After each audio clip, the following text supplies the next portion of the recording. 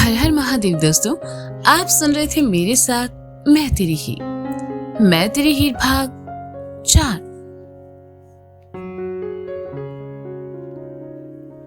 राजन राजदुलारी से मिलने के इंतजार में घाट की सीढ़ियों पर खड़ा था। तभी उसके कानों में एक लड़की की मीठी सी आवाज पड़ी, राजन बाबू। आवाज सुनकर राजन का दिल जोरों से धड़क उठा। वह धड़कते दिल के साथ पीछे पलटा। उसने कुछ सीढ़ियों से ऊपर खड़ी लड़की को देखा, जो कि प्यार भरी नजरों से राजन को ही देख रही थी। राजन ने एक नजर भूषण को देखा। उसे मुस्कुराते देखकर राजन समझ गया कि सामने खड़ी लड़की कोई और नहीं बल्कि राजदुलारी ही है, उसके बचपन का प्यार। राजन को खामोश देखकर राजदुलारी धीरे अदा से चलते हुए धीमे धीमे सीढ़ियां उतरने लगी। जैसे जैसे राजदुलारी राजन की तरफ बढ़ रही थी, राजन का दिल जोरों से धड़कने लगा। वह अपनी धड़कनों को सामान्य करने की नाकाम कोशिश कर रहा था। राजदुलारी राजन के सामने आकर खड़ी हो गई। राजन एकटक उसे देखता रहा। सुंदर नैन नक्श, काजल से सनी बड़ी बड़ी आंखें, होठों पर पुता गुलाबी रंग, ललाट पर लगी बिंदी, कानों में सोने के झुमकी, नाक में बाली, चेहरे पर झूलती बालों की लटी उसे और भी आकर्षक बना रही थी। राजन का खामोश देखकर राजदुलारी ने कहा, कैसन बा? हम ठीक है। तुम कैसी हो? राजन के गले से मुश्किल से चंद शब्द निकले। तुम्हें देख लिया, आप ठीक हैं। राजदुलारी ने राजन की आंखों में देखते हुए कहा। राजन और राजदुलारी को एक दूसरे के साथ देखकर भूषण ने कहा, आप दोनों बातें कीजिए, हम आप दोनों के लिए कोल्ड कॉफी लेकर आते हैं। भूषण वहां से चला गया। राजन और राजदुलारी दोनों सीढ़ियों पर आ बैठे। राजन खामोशी से सामने बहती मां गंगा के पानी को देखने लगा। बीच बीच में वह नजर भर राजदुलारी को भी देख लेता। उसे यकीन नहीं हो रहा था कि उसके बचपन का प्यार उसकी आंखों के सामने था। राजन को खामोश देखकर राजदुलारी ने कहा, कच्चे आम खाना छोड़ दिए रजनवा? राजन ने सुना तो हल्का सा मुस्कुराया और अपनी जेब में रखे 2 कच्चे आम निकालकर राजदुलारी की तरफ बढ़ा दी। राजदुलारी खिलखिला उठी और आम लेकर कहा, तुम आज भी नहीं बदले। पर तुम बदल गई दुलारी। वो दिन हमने तुमको जाने को कह दिया और तुम हमेशा के लिए चली गई। राजन की बात सुनकर राजदुलारी ने उसकी तरफ देखा तो राजन ने नम आंखों से कहा, तुम वापस काहे नहीं आई? राजदुलारी ने सुना तो खामोश हो गई। राजन की आंखों में एक तड़प वह साफ देख पा रही थी। राजन उसके जवाब का इंतजार कर रहा था और इस इंतजार ने उस तड़प को और बढ़ा दिया। राजदुलारी ने सामने देखा और एक ठंडी आह भरकर कहा, कैसे आती? तुमने जाने को कह दिया, उसके बाद बाबा ने शादी तय कर दी और हमें मन मारकर ब्याह करना पड़ा।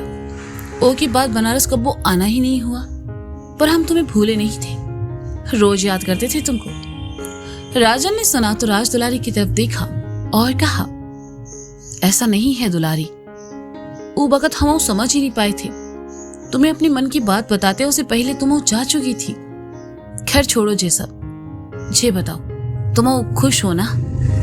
राजन की बात सुनकर राजदुलारी के चेहरे पर उदासी झिलमिलाने लगी और उसने मायूसी से कहा, हाँ खुश है। इट्ठो बेटा है 9 साल का, वो भी अच्छे हैं। ग्वालियर में ससुराल है, घर गाड़ी सब सुविधा है, खुश है हम। फिर तुमरे शब्द तुम्हारे एक्सप्रेशन से मैच काहे नहीं कर रहे? राजन ने पूछा तो राजदुलारी खामोश हो गई और उसकी तरफ देखने लगी और फिर एकदम से ठहाका लगाकर हंस पड़ी और कहा, तुम बिल्कुल नहीं बदले राजन। अच्छा हमरी छोड़ो, जे बताओ तुम्हारी घरवाली कैसी है? हमसे तो बहुत ही सुंदर होगी ना? हमने अभी तक शादी नहीं की। राजन ने धीरे से कहा, का तुमने सच में शादी नहीं की? पर काहे?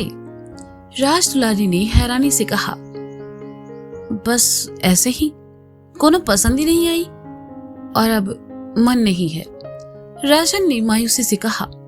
राजन और राजदुलारी आगे कुछ बात कर पाते इससे पहले भूषण हाथ में कॉफी लिए वहां चला आया और दोनों की तरफ बढ़ाकर कहा, जे लो कॉफी। थैंक यू, राज दुलारी ने कहा। भूषण भी वहीं 2 सीढ़ियां छोड़कर नीचे आ बैठा। तीनों खामोशी से कॉफी पीने लगे।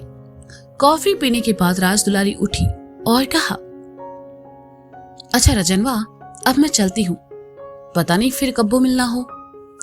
राजन ने सुना तो उदासी उसके चेहरे पर फिर झिलमिलाने लगी। राज दुलारी ने आगे बढ़कर उसे गले लगाया और वहां से चली गई। राजन खामोश खड़ा उसे जाते हुए देखता रहा। वह उसे अलविदा भी नहीं कह पाया। ये जानने के बाद कि राज दुलारी की शादी हो चुकी है और वह अपनी शादीशुदा जिंदगी में खुश है, राजन ने पीछे हटने का फैसला कर लिया। राज दुलारी के जाने के बाद भूषण राजन के पास आया और कहा, और भैया मिल लिए राज दुलारी से, कहीं और से अपने दिल की बात? हमरे दिल की बात कहने का अब कोनो फायदा नहीं है रे भूषण, राजन ने कहा। काहे? भूषण ने अनजान बनते हुए कहा।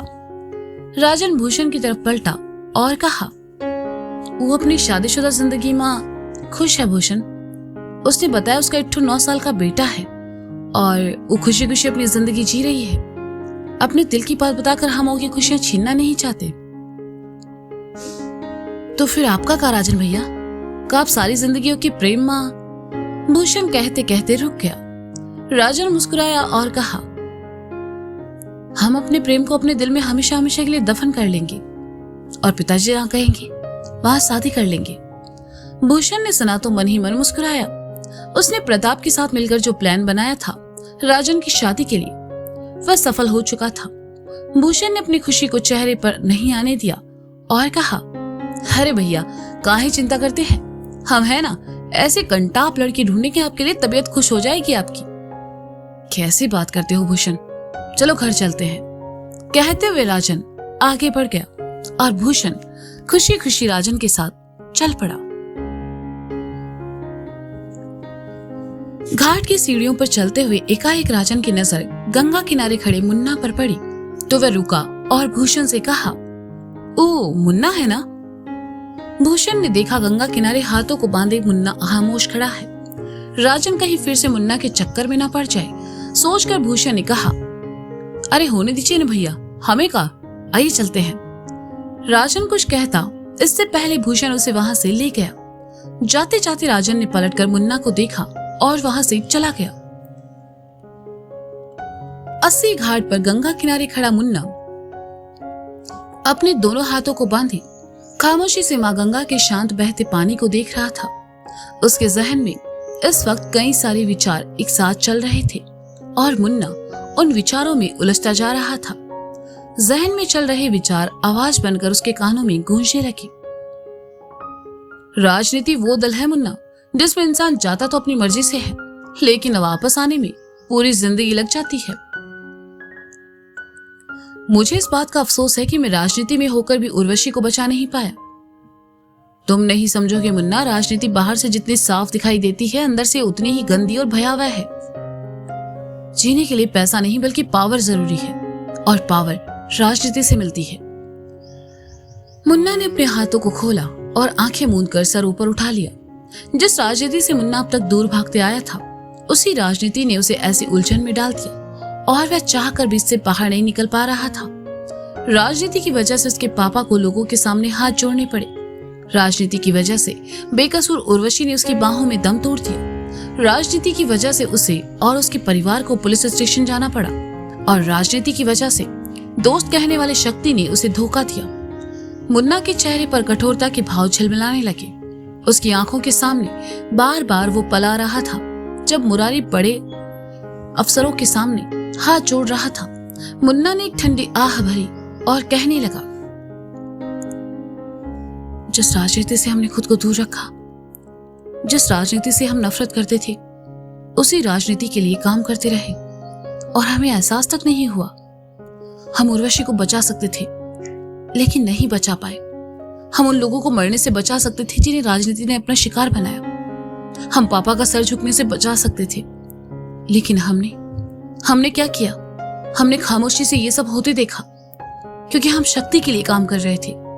वो शक्ति जो खुद राजनीति का हिस्सा था, हमने उसके लिए ये सब होने दिया। मुन्ना का चेहरा दर्द और उदासी से घिर गया। वह कुछ देर खामोश रहा और फिर कहने लगा, हमारी वजह से पापा को उन लोगों के सामने हाथ जोड़ने पड़े, सर झुकाना पड़ा।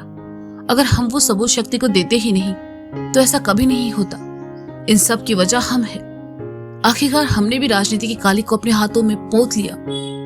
जिस दलदल से हम दूर भागते थे, आखिरकार हमने उसमें अपने पैर धंसा ही लिए। लेकिन हमें ये सब खत्म करना होगा, हमेशा हमेशा के लिए। कहते हुए मुन्ना की बाईं आंख से निकलकर आंसू की एक बूंद मां गंगा में जा गिरी और दूर कहीं शंखनाद हुआ। गंगा आरती होने वाली थी और ये शंखनाद मुन्ना के आगे बढ़ने की घोषणा कर रहा था।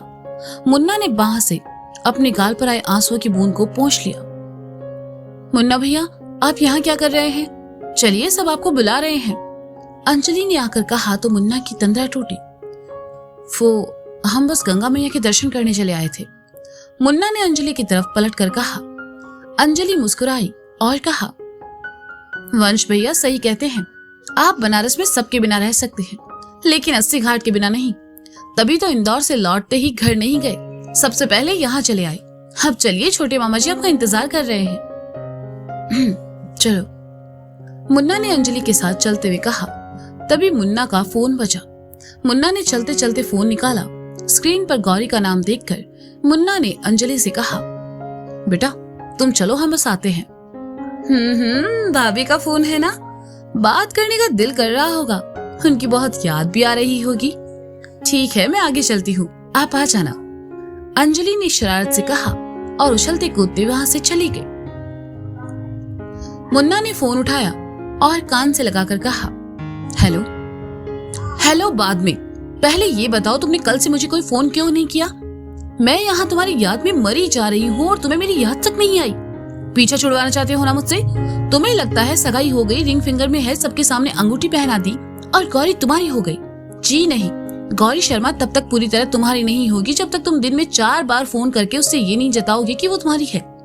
बनारस पहुंच भी गए और मुझे बताया भी नहीं। हाँ, मुझे क्यों बताओगे? मैं लगती ही कौन हूँ तुम्हारी?